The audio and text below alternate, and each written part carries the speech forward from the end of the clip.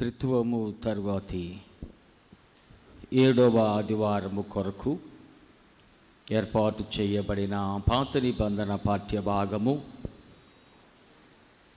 Bible నుండి పాత నిబంధన గ్రంథము ప్రవక్త అయిన యెషయా రాసినటువంటి గ్రంథము 62వ అధ్యాయం 6వ వచనము నుండి 12వ వచనం వరకు.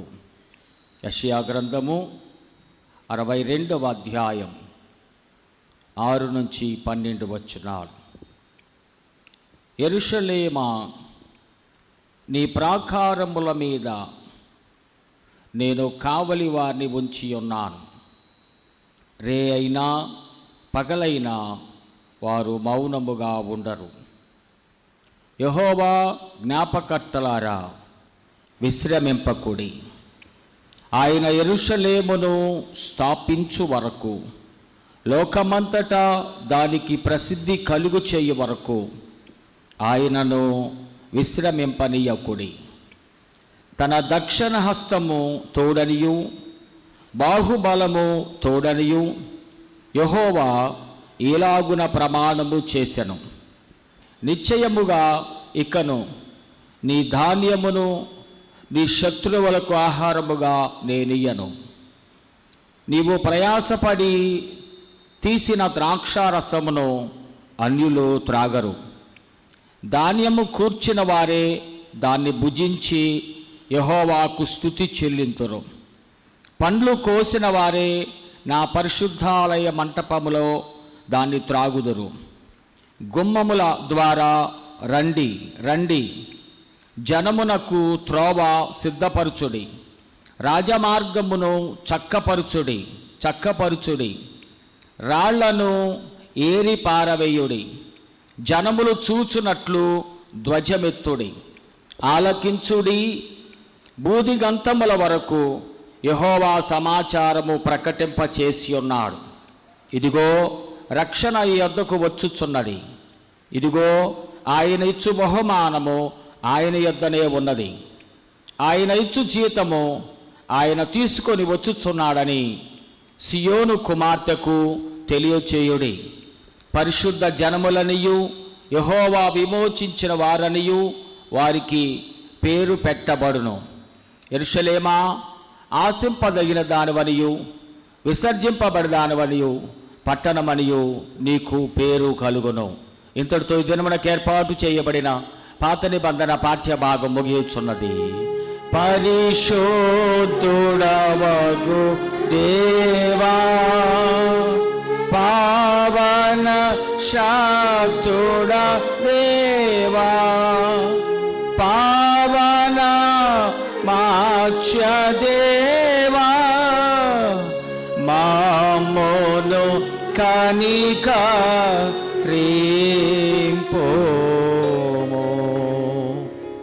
త్రిత్వము తరువాత 7వ ఆదివారము కొరకు ఏర్పాటు చేయబడిన పత్రిక పాఠ్యభాగము బైబిల్లోని క్రొత్త నిబంధన గ్రంథము నుండి తిమోతీయులకు రాసినటువంటి మొదటి పత్రిక 6వ అధ్యాయము 6 నుంచి 12 వచనాలు. తిమోతీయులకు రాసిన మొదటి పత్రిక 6వ అధ్యాయం 6 నుంచి 12 వచనాలు. సంతృష్టి సహితమైన దైవభక్తి గొప్ప లాభ సాధనమయ్యున్నది. మనం ఈ లోకములోనికి ఏమియూ తేలేదు, దీనిలో నుండి ఏమియూ తీసుకొని పోలేం. కాగా అన్నవస్త్రములు కలవారమయ్యుండి వాటితో తృప్తి పొందుము. ధనవంతులగుటకు ఆపేక్షించువారు శోధనలోను ఉరిలోను అవివేకయుక్తములను హానికరములైన అనేక దురాశల్లోనూ పడుదురు. అట్టివి మనుషులను నష్టములోనూ నాశనములోనూ ముంచివేయును. ఎందుకనగా ధనాపేక్ష సమస్తమైన కీడులకు మూలము. కొందరు దానిని ఆశించి విశ్వాసము నుండి తొలగిపోయి నానా బాధలలో తమ్మును తామే పొడుచుకొనిరి. దైవజనుడా, నీవైతే వీటిని విసర్జించి నీతిని, భక్తిని, విశ్వాసమును, ప్రేమను, ఓర్పును, సాత్వికమును సంపాదించుకొనుటకు ప్రయాసపడుము. విశ్వాస సంబంధమైన మంచి పోరాటము పోరాడుము. నిత్య జీవము చేపట్టుము. దాని పొందుటకు నీవు పిలువబడి అనేక సాక్షుల ఎదుట మంచి ఒప్పుకోలు ఒప్పుకొంటివి. ఇంతటితో ఇది మనకు ఏర్పాటు చేయబడిన పత్రికా పాఠ్య భాగం ముగియుచున్నది. హల్లెలూయా హల్లెలూయా హల్లెలూయా. త్రిత్వం తర్వాత 7వ ఆదివారం కొరకు ఏర్పాటు చేయబడిన సువార్త పాఠ్య భాగము బైబిల్లోని క్రొత్త నిబంధన గ్రంథము నుండి పరిశుద్ధుడైన మార్కు రాసిన సువార్త 4వ అధ్యాయము 26వ వచనం నుండి 29వ వచనం వరకు ఈ విధముగా వ్రాయబడి ఉన్నది. ఓ ప్రభువా నీకు మహిమా కలుగును గాక. మార్కు సువార్త 4వ అధ్యాయం 26వ వచనం నుండి 29.